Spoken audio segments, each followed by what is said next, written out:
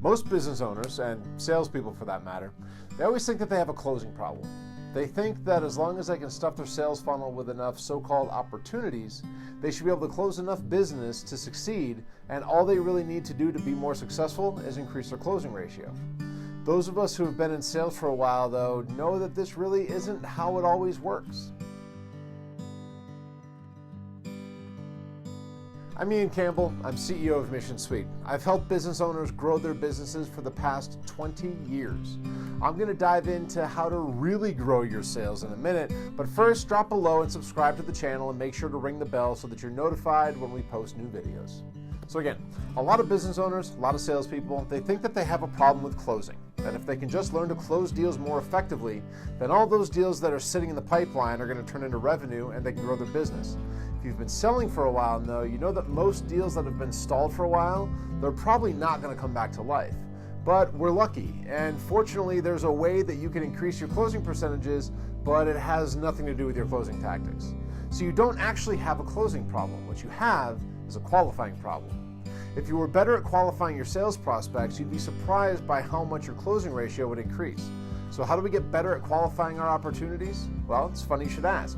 As it happens, I've got a few tips for you to better qualify your opportunities so that you can stop wasting time with deals that aren't going to close and watch your closing ratio skyrocket. Number one, be more strict about who you allow into your pipeline.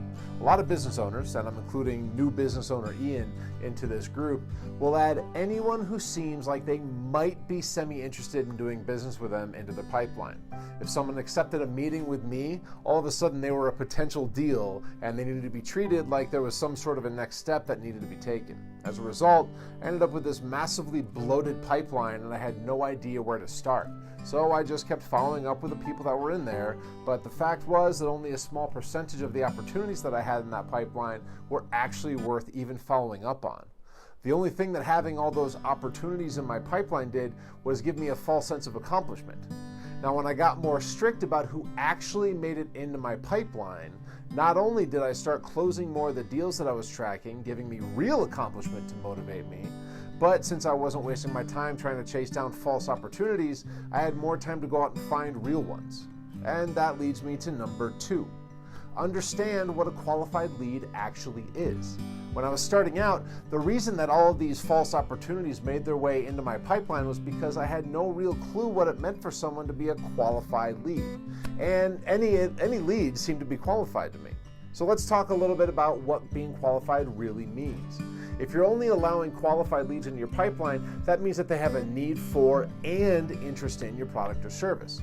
They understand that it's going to cost money to work with you, and they want to have a next step conversation. So let's pull that apart here. They have a need and interest, right? This means that they might be working with a competitor of yours, or they don't have a solution in place yet, but they're looking to either make a change or to start something new, and they're interested in what you have to offer.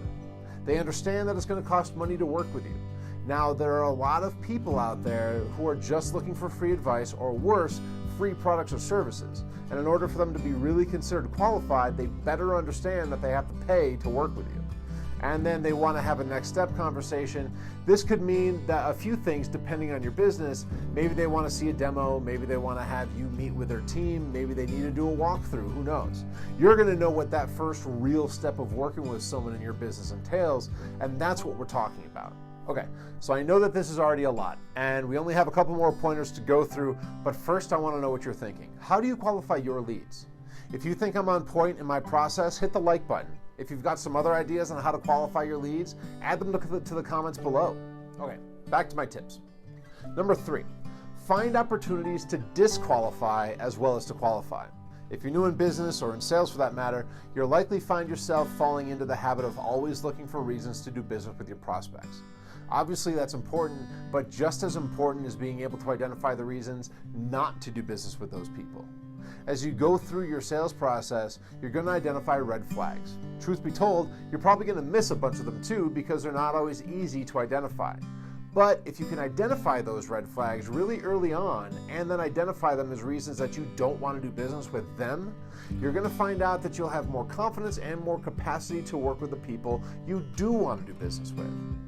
Now, obviously, this requires the experience to understand the types of clients and the types of customers that you don't want to do business with, and the ability to identify the red flags that identify those people. But to get started, come up with 1 or 2 must-haves that any client that you work with is going to have. And then identify any 1 or 2 deal breakers that you absolutely don't want to deal with. And then look for those signs. When you see them, walk away.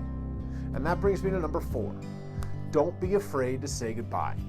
Yes, it's always hard to walk away from a sales opportunity. Nobody likes to walk away from money, especially for those of us who grew up hearing that a bird in the hand is worth 2 in the bush. But in your business, that could cause you massive problems.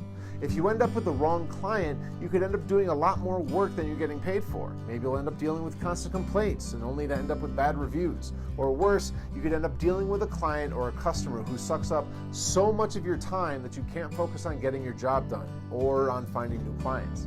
There's power in the word no and in walking away from the deal that doesn't sit right in your lap.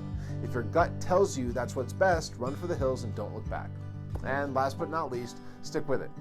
This is usually the hardest part, and it's easy to start making exceptions to your own rules because, after all, no one else knows about them and no one knows you're breaking them, so what harm could it do? Well, speaking from experience, I've seen that tendency to bend cause more problems than it's worth. Once you come up with your qualifying criteria, follow it like I want to hear your thoughts. Do you agree? Do you disagree? Share with me in the comments below what you've experienced when you're qualifying your sales prospects. I really do want to hear more. And finally, if you got something out of this video, do me a favor. Give it a like, subscribe to our channel so that you're notified when we post new videos. We're going to see you next time around. In the meantime, happy selling. Cheers.